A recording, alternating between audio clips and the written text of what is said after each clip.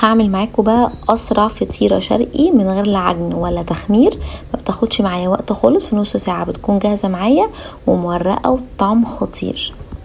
معايا بقى كده بيضتين بدرجه حراره الغرفه، عليهم ملح وفلفل اسود ومعلقه صغيره من البيكنج باودر.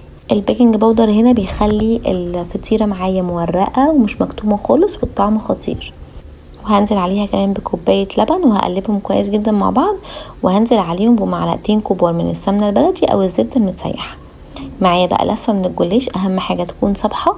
هجيب الصينيه بقى واحاول ان انا اقطع على نفس المقاس او نفس الشكل، وطبعا كل الزيادات هنحشيها جوه الفطيره من النص.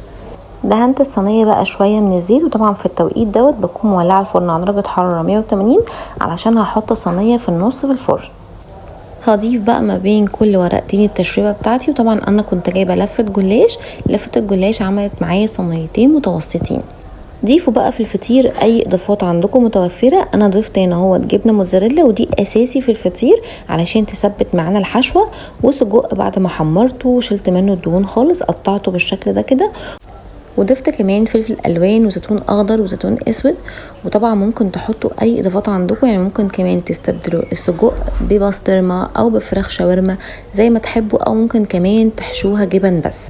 بعد ما ضفت بقيه الحشوه كلها، بعد كده بحط بقى الجلاش ما بين طبعا كل ورقتين التشريبه بتاعتها، وبعد كده بقطعها بقى مثلثات او مربعات، بس انا بحبها مربعات اكتر لانها بتبقى عامله زي الجاهزه بالظبط.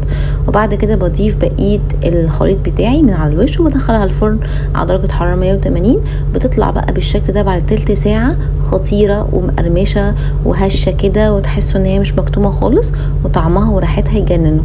بجد اكله سريعه ومبتاخدش وقت خالص، جربوها وقولي ايه رايكم، وبالف هنا. لو عجبكم الفيديو لايك وسبسكرايب، وان شاء الله نتقابل في فيديو جديد.